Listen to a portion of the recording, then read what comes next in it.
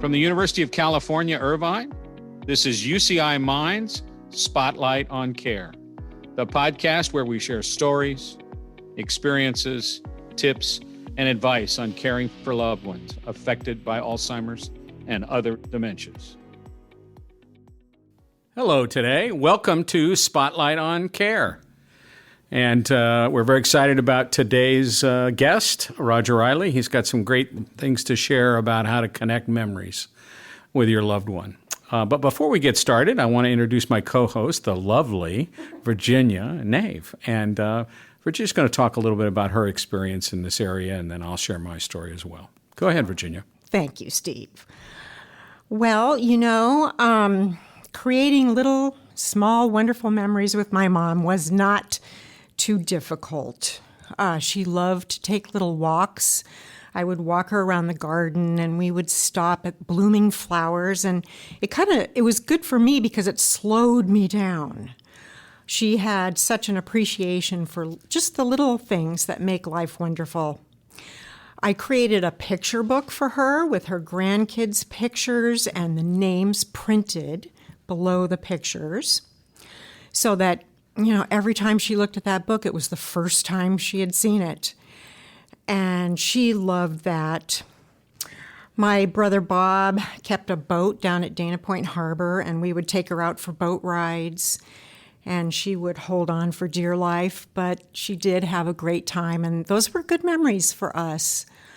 What surprised me was when her dementia started to, progress, large social gatherings, it was sensory overload for her. Familiar lunch groups that we would get together with, we'd get there and she'd say, well, time to go. And it was 5 minutes after getting there.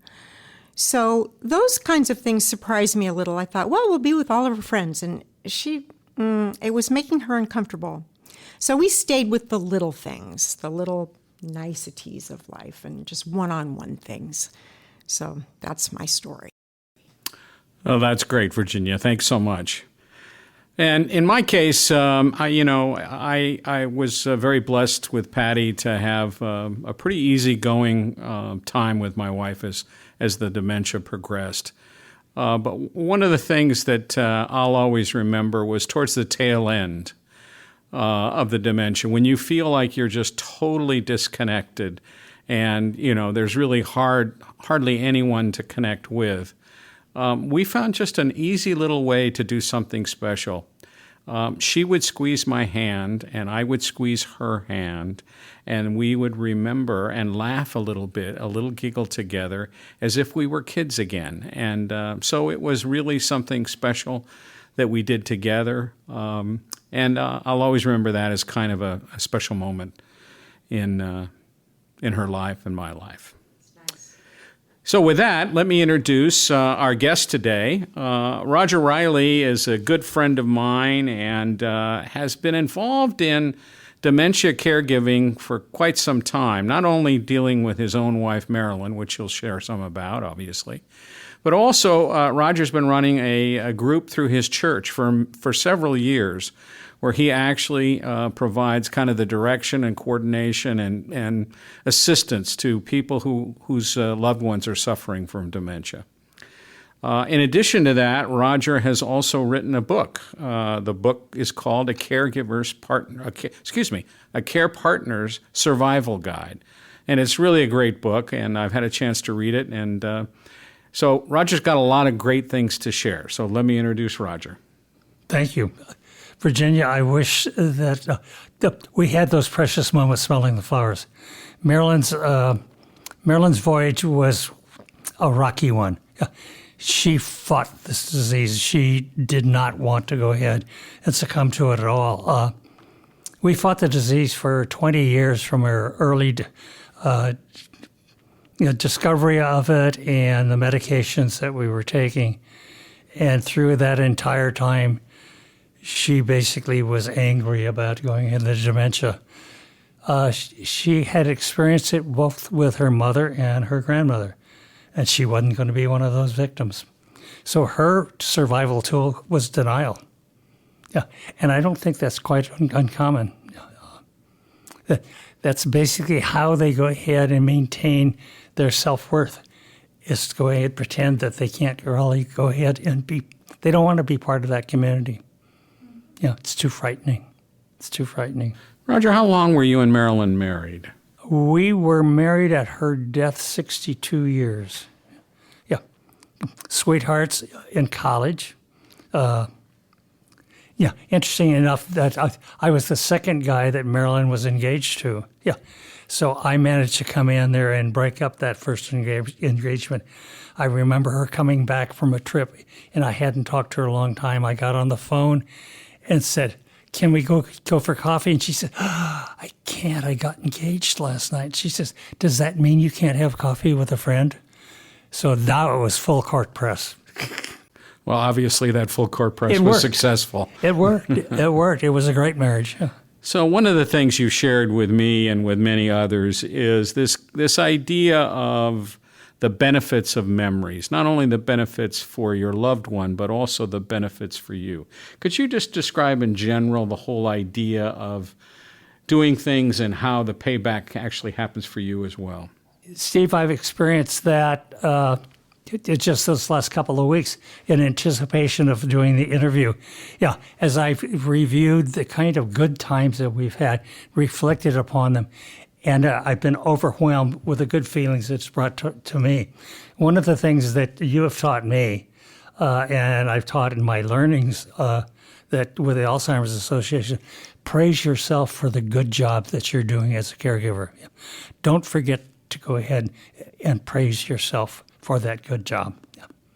Because it's so easy to be down in here in the potholes of life. Yeah, you often use the word magic when you describe this idea of memories. What does that word magic mean to you? The word magic, yeah, that's a ringer. You basically, you throw a ringer at me, Steve. Well, that's the idea, right? I got to get it all out of you. Right. What is the word magic? Yeah. It's a warm feeling of remembrance of, joyful and happy times. It's the magic kingdom. Yeah. Well, when you started, dealing with Marilyn's illness, I recall you talking about the fact that you decided to take a class and that you both started writing together. So could you talk about that experience as one of the ways that... Absolutely. There was a class on memory writing giving at our senior center, and I had a need to go ahead and record her life for the benefit of my children and my grandchildren. It had been spontaneous. That idea had been planted by a broadcast one morning that I was listening to on the radio. A fellow named Steve Josephson, and he had a little blurb of character counts. And in this blurb, he talked about, in the Jewish tradition, that it was appropriate for the patriarch in the family to gather the family around and share his legacy. And his legacy was his value system. It was not his wealth. It was not his pocketbook. And I was troubled by that, and I said, I need to do that for my wife, while she can still participate in. So we joined a class together, and the assignment was you write 3 or 4 pages per week on an assigned topic. Where were you born? Tell me about your relatives. What's your favorite trip? Topics that we put. I tried to get Marilyn to do it, and then I tried to get her to go ahead and dictate what her story would be. Found out that it was too threatening to her, so I ghost wrote her story. At the same time, ghost wrote mine, and I found myself the topic that the teacher gave us was too narrow for me. So I would write 2 or 3 stories a week for her and for me. 2-3 pages, ended up in a book that I could go ahead and put together along with photographs, self-published the book, gave it to the grandkids and gave it to the kids, and something I was continually able to share with Marilyn as her disease advanced. So these were short story moments that we could share. So the book not only had value in terms of the process of writing it together, but you also used the book again and again with Marilyn as the disease Yeah, progressed. absolutely. Yeah. How difficult for our audience out there who would thinks that, writing, I don't know how to write a story. Talk a little bit how difficult it was for you. The moment you pick up the pen with a piece of paper in there, fortunately a large piece of paper and a felt pen, the words just magically come as you because you're talking about happy times, good times. You're talking about memories. Interestingly, was it good for Marilyn? Absolutely. I was a major beneficiary of this whole thing because as I did it, I got out of the hollow that I was in as a caregiver, being overwhelmed, got to the point that it reflected and said, whoa, these happy moments are the real value. This is the grit of our marriage.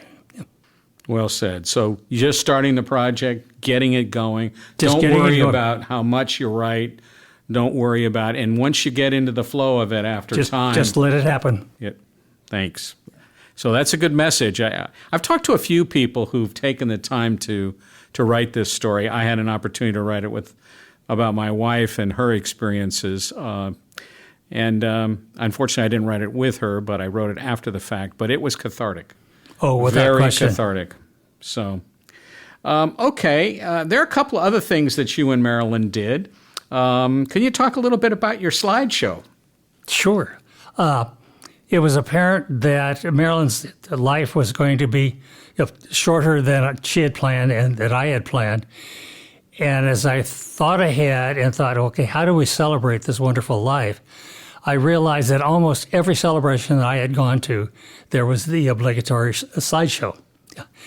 And I didn't really want that slideshow. I didn't want the slideshow to interrupt with the dignity of a service, and I didn't want the slideshow to interrupt the joviality of friends gathering and celebrating this good life. So I sat down, went to all my photos, albums, started taking photos out of the albums, realizing I was destroying them, and how would I get them all back in the same thing? So I picked up my cell phone, I went click, click, click, click, click, click, click, click, click. Got a granddaughter over, and she showed me how to go ahead and put the thing on a zip drive.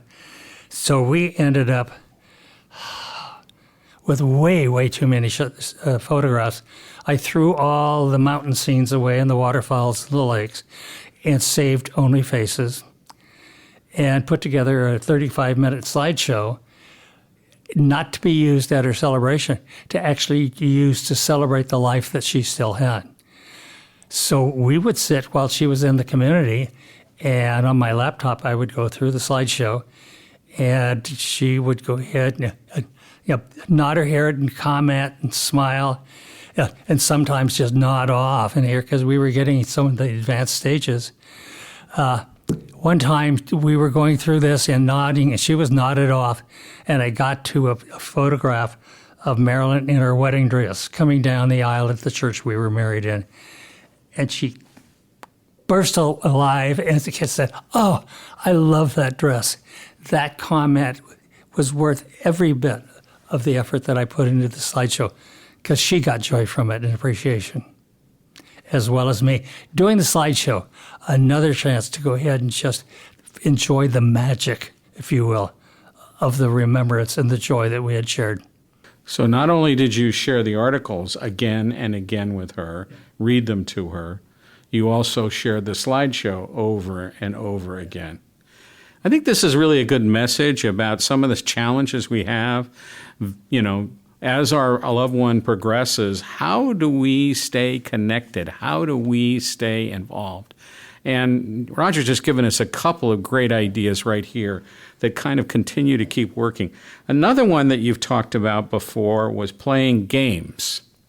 Okay. And particularly your fascination with jigsaw puzzles. Another fun project that everybody can do, because there's photographs all over each of our houses, I'm sure. Yeah, and those are special memories.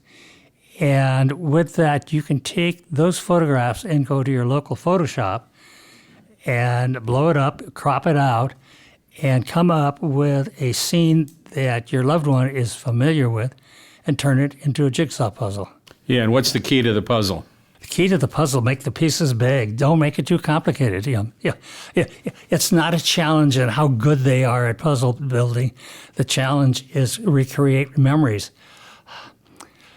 If we could practice the empathy to a degree that we could really get inside that person, knowing where they are at this point, they are somewhere back in their childhood. They can't process the nows, but they still can process the yesterdays.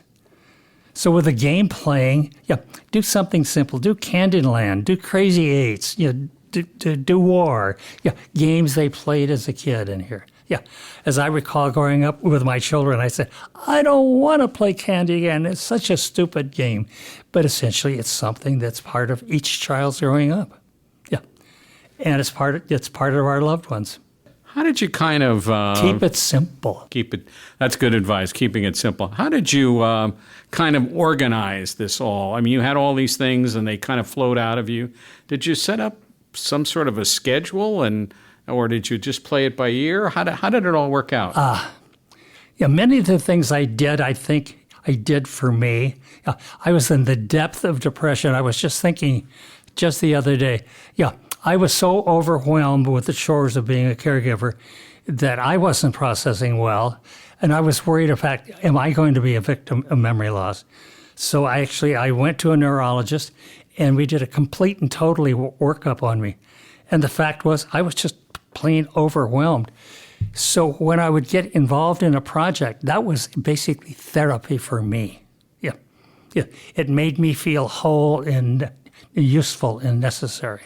Again, the power of this isn't just for Marilyn, it was for you as well. Absolutely. Yeah. Okay, let's go on to talk about the big topic, music, and how you both started with music and how it evolved. Okay. Marilyn and I fell in love on the USC campus. Basically, we fell in love because of fraternity and sorority parties. And these parties, there was also always way too much beer, and frequently there's an old piano, and we would sit around and sing old songs. Shine on Harvest Moon. Me and My Gal. Fun oldies. With that, there was a couple of guys that played a ukulele, and I said, I've got to have a ukulele. Well, I ended up getting an old crummy ukulele, learned 3 songs, 2 of which I still remember, and it started playing around and enjoying making noise in here. I was always a raucous type, making noise and joining up. I put that away and didn't really redo it because, the chores of being a dad and having kids, education, creating a business and things like that. That music and the ukulele went aside. Occasionally it would resurface in our household. Marilyn would bang on the piano. Kids would run around the house beating on an old pan with a wooden spoon. And occasionally I'd get on the instrument and make some discordant songs because by that time the ukulele was completely out of tune. Well, during her voyage and my loneliness, I recognized, I said, I'm really missing music. They had a music or ukulele. Didn't you call it a hootenanny? Yeah, hootenanny. Yeah, over at the senior center. So I joined along in here and literally taught myself to play. I would take the music books that had words, and they had chord symbols written beside the words, and I would diagram out the chords and go home and play with my fingers until my hands were cramped and learn the chords and learn to play. Well, I took that not only bring joy to my life, but joy with Marilyn because we could go while she was still home. We would sit around and we would sing the old songs together, and took that into the community when she basically progressed in the disease and was in a care community. So I gathered up a booklet of about 20 songs. Asked could I come in and be one of the entertaining staff. So I took this into the community, encouraged them to go ahead and sing along. gave them the music.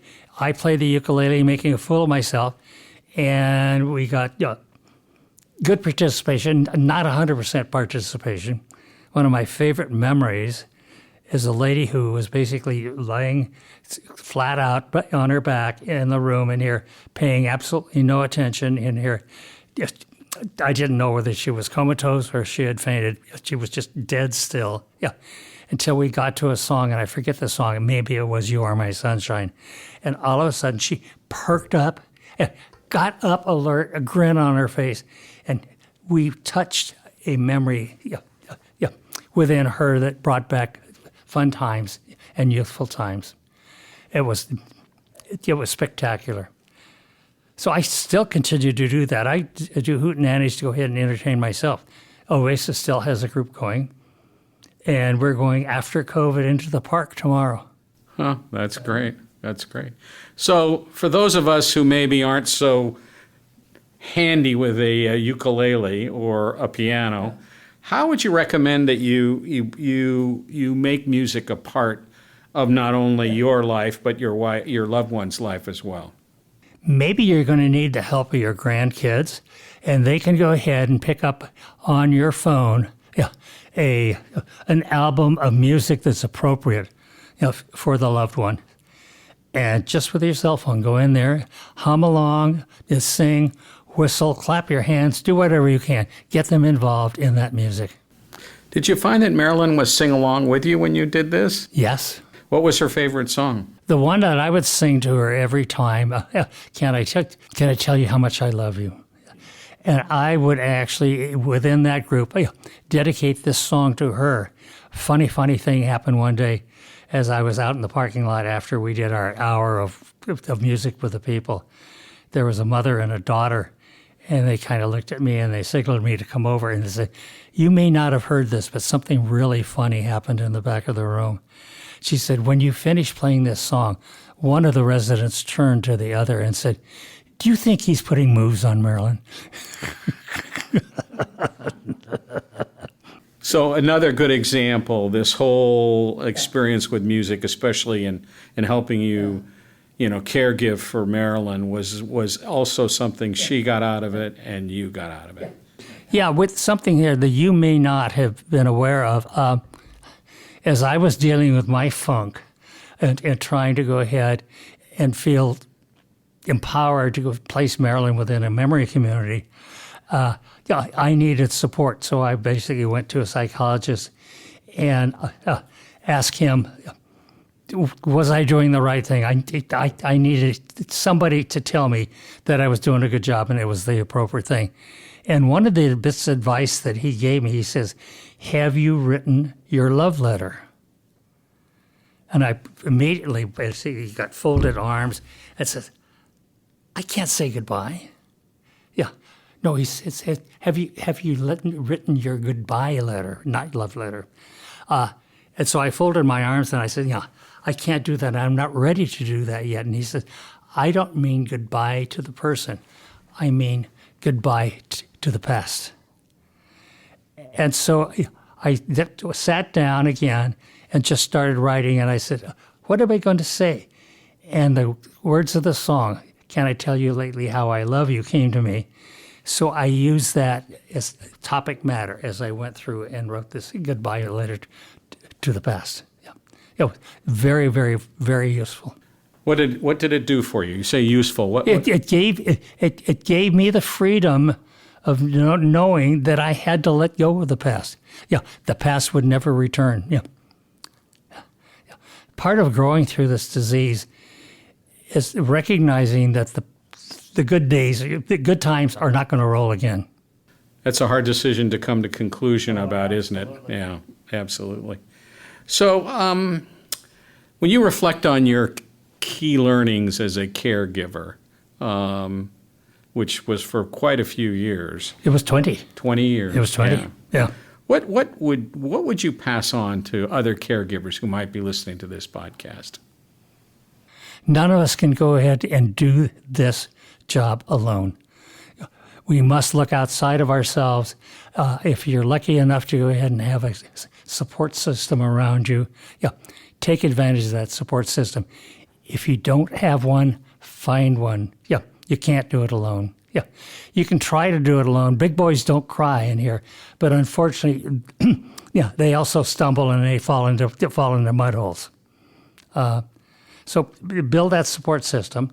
Learn about the disease so you understand the disease in here. Yeah. How did you open yourself up to let other people in, Roger? Part of that was basically learning how to accept a very difficult child and who had a difficult life. He was schizophrenic, and all of his life, because I was the can-do, I can fix it guy. So wait a minute. This is a child that you had that was a schizophrenic yes, child? my son. Yeah. Oh, okay. Yeah. Go ahead. My son. So we went through all the throes of the schizophrenia, and all this time I was trying to fix him. We were trying to fix his diet. We were trying to take the red dye out of his food. We were trying to put him in special schooling. I even got to a point one time when I was so desperate that I had somebody attempt an exorcism on him. Yeah. And how in the world I ever allowed that to happen, I have no idea. But I was desperate to fix him. During that process, I learned I couldn't fix him, so I had to go ahead and turn to the accepting and loving hands of God to basically partner with Him, to go ahead and share my burden. That was so useful as I grew through there that I finally got to the point with Marilyn as I was trying to fix her, with vacations, I was trying to fix her with music, I was trying to fix her with medication, and I had to go ahead and just accept the fact that I couldn't. And I had to share my burden with my family, my friends, and be vulnerable myself. Yeah, a lot They're of valuable lessons. Yeah. You can't do it alone. Exactly. I think that's an issue for other men as well. Having a life of feeling like you're always in control, and then all of a sudden you can't control this. So if there's a message out there. Yeah, depression-age kids in here are taught to buck up. Yeah, big boys don't cry. Just get out there and get the shovel in the soil. Well, that's great. Any other final thoughts you might have? Part of the things that have released me is I will get to a point in life that I'm feeling totally and completely out of control and overwhelmed. And I still, in spite of all I know and I talk in here, I allow it to happen. So when I'm under control, I have a red spiral notebook and I have a big felt pen, and I open the notebook, and right at the top it says, "Dear God, this life sucks. Following is a list of things I'd like to bitch about." And I let it flow. I just let it flow. It's absolutely magic. Once you go ahead and get that stuff off your shoulders, you're overwhelmed with the goodness that's in your life. And from that comes affirmation. Okay, what are you going to do about it, buddy? What kind of changes are necessary? So get out your red book. Let it flow. That's great advice. Whether you're a Christian or not, I am. But I think the idea of letting out all the sadness that you have in your life, your frustrations, your anger, to a person or in writing or both is a great way to cope, to really be able to make it through this.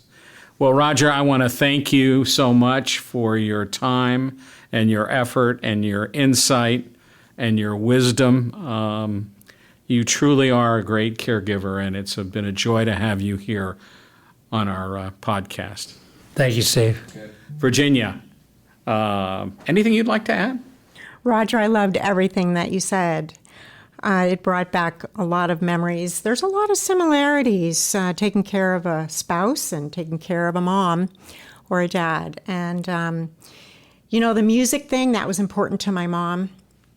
My brother rigged up an iPod in her room with Frank Sinatra and, oh, goodness knows, everything from the big band era and all that, and that just perked her up.